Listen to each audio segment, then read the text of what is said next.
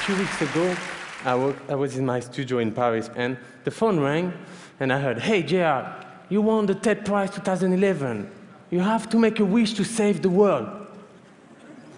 I was lost. I mean, I can't save the world. Nobody can. What is fucked up? Come on. You have dictators, ruling the world. Population is growing by millions. There's no more fish in the sea. The North Pole is melting. And as the last TED Prize winner said, we're all becoming fat. Except maybe French people. So, whatever. So I called back, and I told her, "Look, Amy, tell the TED guys I just won't show up. I can't do anything to save the world." She said, "Hey, JR, your wish is not to save the world, but to change the world." "Oh, all right." That's cool. I mean, technology, politics, business do change the world. Not always in a good way, but they do. What about art? Could art change the world? I started when I was 15 years old, and at that time, I was not thinking about changing the world. I was doing graffiti, writing my names everywhere, using the city as a canvas. I was going in the tunnels of Paris, on the rooftops, with my friends. Each street was an excursion, was an adventure. It was like leaving our mark on society, to say, I was here, on the top of a building. So when I found a cheap camera in the subway, I started documenting those adventures with my friends and give them back into photocopies, really small photos, just that size.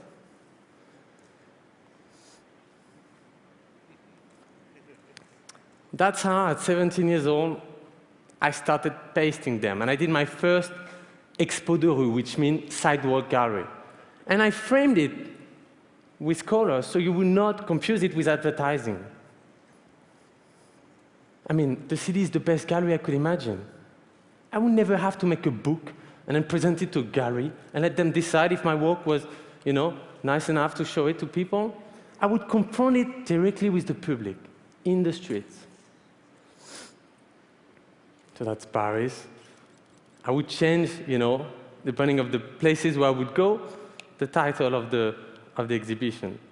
That's on the Champs-Élysées. I was quite proud of that one, because I was just 18, I was just up there on the top of the Champs-Élysées. And when the photo left, the frame was still there. November 2005. The streets are burning. A large wave of riots had broken in the toughest projects of Paris. Everyone was glued to the TV, watching disturbing, frightening images taken from the edge of the neighborhood. I mean, these kids, without control, throwing Molotov cocktail, attacking the cops and the firemen, looting everything they could in the shops. These were criminals, thugs, dangerous, destroying their own environment. And then I saw it. Could it be possible? My photo on a wall, revealed by a burning car, a pasting I've done a year earlier, an illegal one, still there. I mean, these were the faces of my friends. I know those guys. All of them are not angels, but they're not monsters either. So it was kind of weird to see those images and those eyes stared back at me through the television. So I went back there with a 28mm lens. It was the only one I had at that time, but with that lens, you have to be as close as 10 inches from the person. So you can do it only with their trust. So I took full portraits of people from Le Bosquet. They were making scary faces to play the caricature of themselves.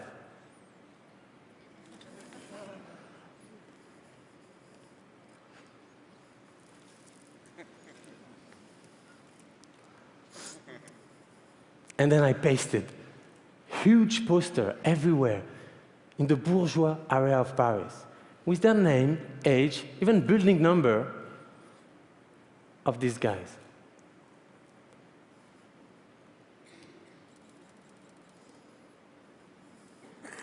A year later, the exhibition was displayed in front of the City Hall of Paris. And you go former thug images who've been stolen and distorted by the media, who's now proudly taking over his own image.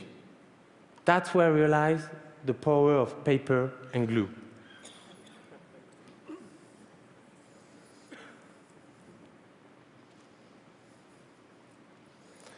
So could art change the world? A year later, I was listening to all the noise about the Middle East conflict. I mean, at that time, trust me, they were only referring to the Israeli and Palestinian conflict.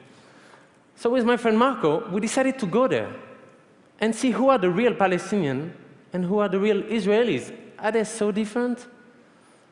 When we got there, we just went in the street, started talking with people everywhere, and we realized that things were a bit different from the rhetoric we heard in the media.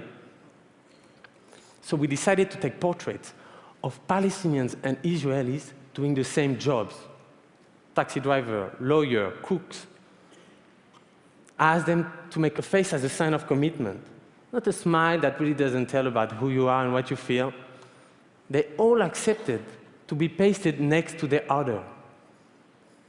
I decided to paste in 8 Israeli and Palestinian cities. And on both sides of the wall, we launched the biggest illegal art exhibition ever. We call the project Face to Face. The experts say, no way.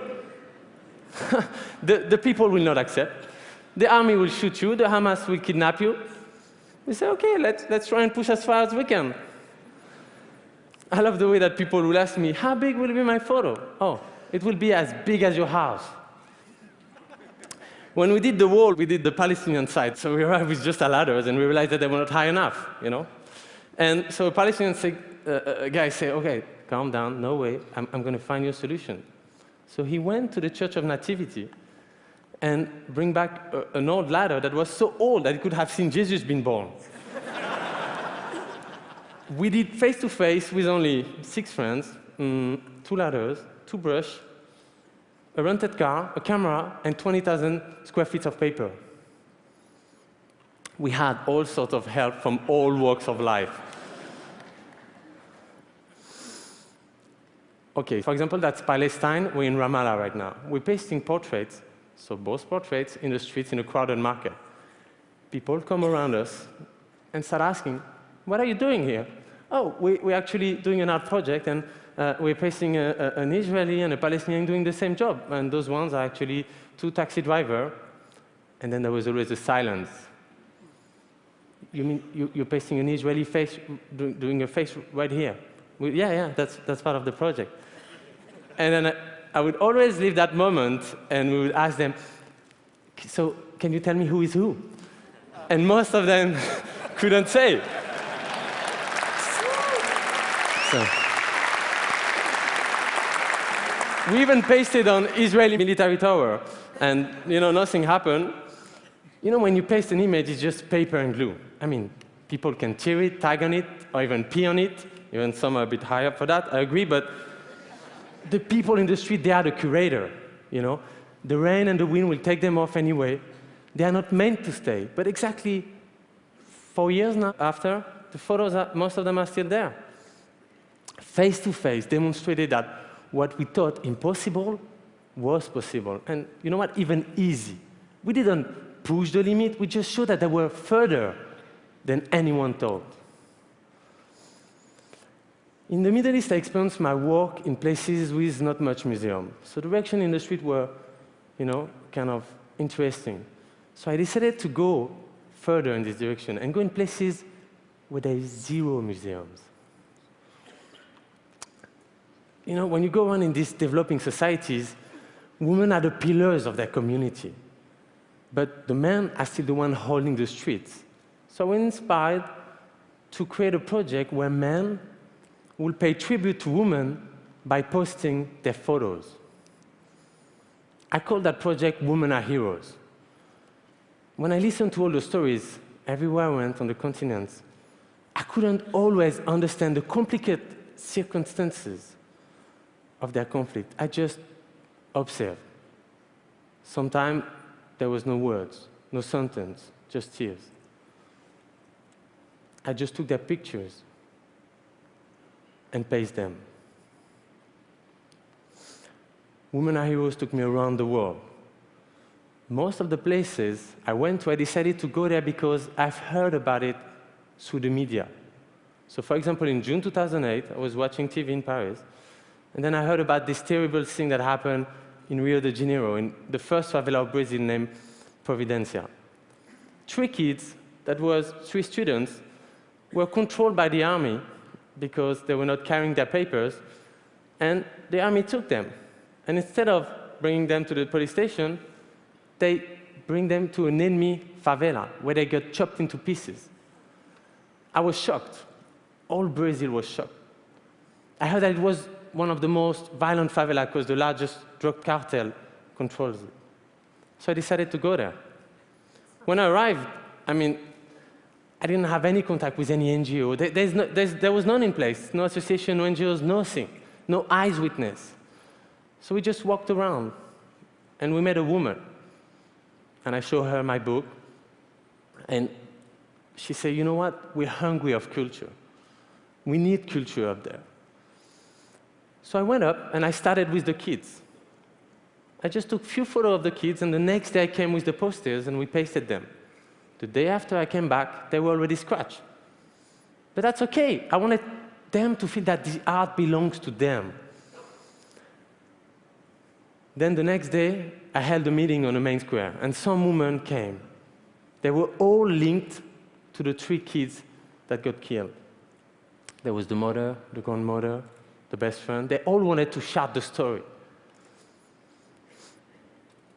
After that day, everyone in the favela gave me the green light. I took more photos, and we started the project.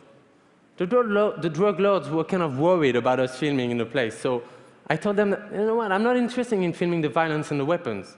See that enough in the media. What I want to show is the incredible life and energy I've been, seeing around me the last few days. So that's a really symbolic pasting, because that's the first one we did, that you couldn't see from the city. And that's where the 3 kids got arrested, and that's the grandmother of one of them. And on that stairs, that's where the traffic control would stand, and there's a lot of exchange of fire. Everyone there understood the project. And then we pasted everywhere, the whole hill. Thank you.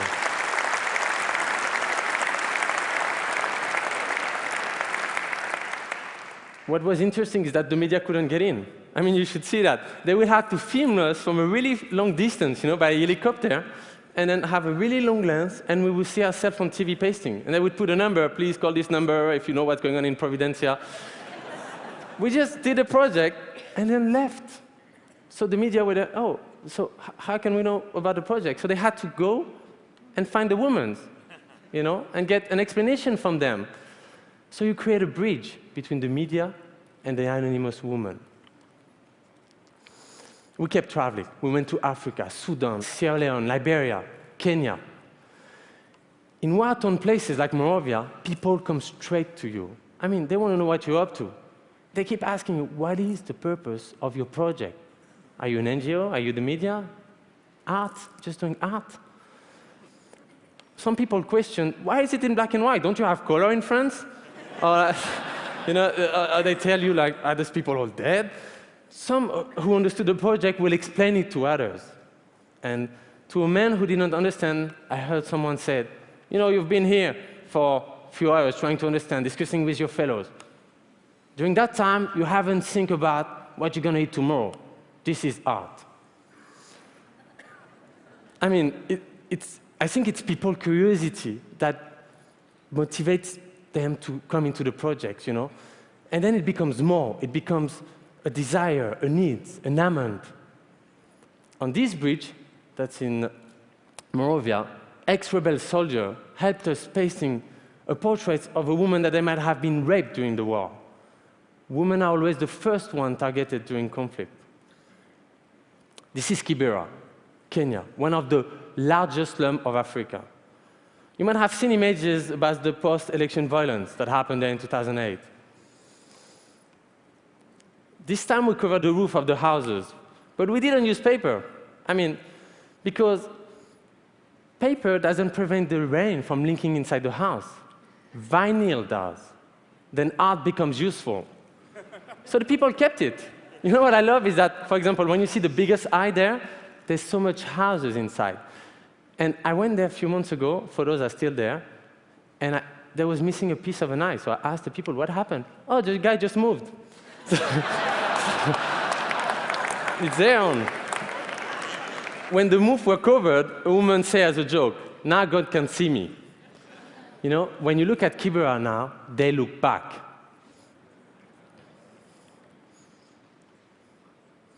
Okay, India. Before I start there, just so you know, each time we go in a place, we don't have authorization, so we set up like commandos. You know, we're a group of friends, we arrive there and we try to paste on the walls. But there's places where you just can't place on the wall. In India, it was just impossible to paste. Like I heard culturally and because of the law, they would just arrest us at the first pasting. So we decided to paste it white. White on the wall. So imagine white guys pasting white papers. So people would come to us and ask us, hey, what are you up to? Oh, you know, we're just doing art. Art? Of course, they were confused. I mean, but you know how India have a lot of dust in the street? And the more dust you would have going up in the air, on the white paper, you can almost see it, but there's a sticky part, you know, like when you reverse a sticker. So the more dust you have, the more it will reveal the photo. So we could just walk in the street during the next days, and the photo would get revealed by themselves. Yeah. Thank you. So we didn't get caught this time. Each project, that's a film from Women Are Heroes. Okay, for each project we do a film, and most of what you see here, that's a trailer from Women Are Heroes.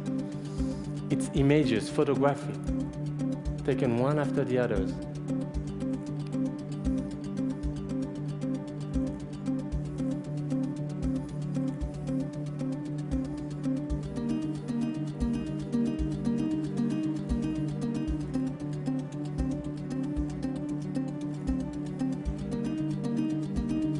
And the photo kept traveling even without us.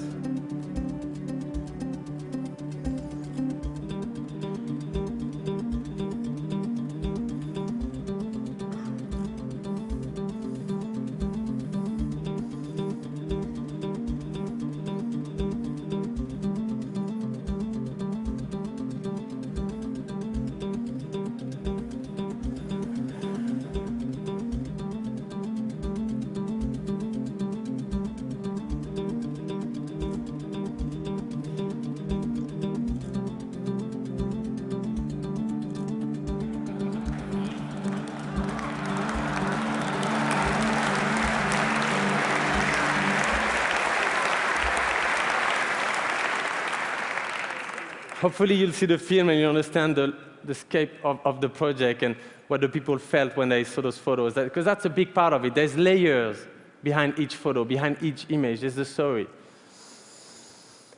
Women Are Heroes created a new dynamic in each of the communities. And the women kept that dynamic after we left. For example, we did books, not for sale, that all the community would get. But to get it, they would have to make it signed by one of the women. We did that in most of the places. We go back regularly. And so in Providencia, for example, in the favela, we have a cultural center running there. In Kibera, each year we cover more roofs. Because, of course, when we left, the people say, you know, that was just at the edge of the project, say, hey, what about my roof? So we decided to come the year after and keep doing the project. Really important point for me is that I don't use any brand or corporate sponsors. So I have no responsibility to anyone but myself and the subject. And that is, for me, like one of the most important things in the work. You know, I think today, as much as important as the result is the way you do things, and that have always been a certain part of the world. And what's interesting is that fine line that I have with images and advertising. We just did some pasting in Los Angeles on another project in the last weeks. And I even was invited to cover the Mocha Museum. But yesterday, the city called them and said, look, you're going to have to tear it down, because this can be taken for advertising, and because of the law, it have to be taken down. But tell me, advertising for what? The people I photographed were proud to participate to the project and to have their photo in their community, but they asked me for a promise, basically. They asked me, please, make our story travel with you. So I did. That's Paris. That's Rio. In each places, we build exhibitions with the story, and the story travel, and you understand the full scope of the project. That's London, New York. And today, they are with you in Long Beach. All right, recently, I started a public art project where I don't use my artwork anymore. I used Man Ray, Hélène Lévite, Giacomelli, other people's artwork. It doesn't matter today if it's your photo or not. The importance is what you do with the images, the statement it makes where it's pasted. So for example, I pasted the photo of the minaret in Switzerland a few weeks after they voted a law forbidding minarets in the country.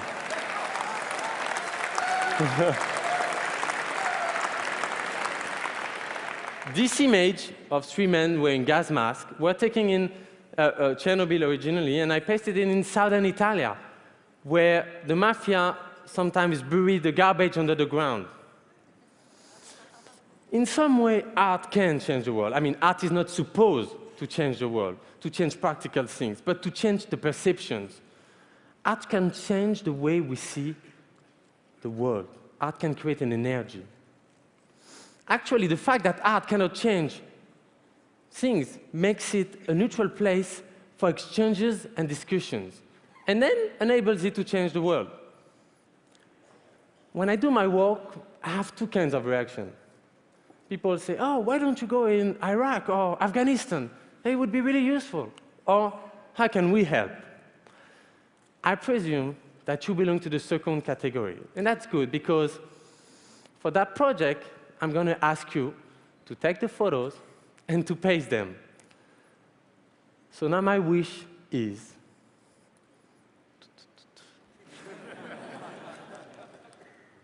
I wish for you to stand up for what you care about. By participating in a global art project, and together we'll turn the world inside out. And this starts right now. Yes, everyone in the room, everyone watching. I wanted that wish to actually start now. So a subject you're passionate about, a person you want to tell the story, or even your own photo. Tell me what you stand for. Take the photo, the portraits, upload it. I'll give you all the details, and I'll send you back your poster. Join by groups and reveal things to the world. There's full details on the website, insideartproject.net, that is launching today. What we see changes who we are. When we act together, the whole thing is much more than the sum of the parts. So I hope that together we'll create something that the world will remember. And this starts right now and depends on you. Thank you.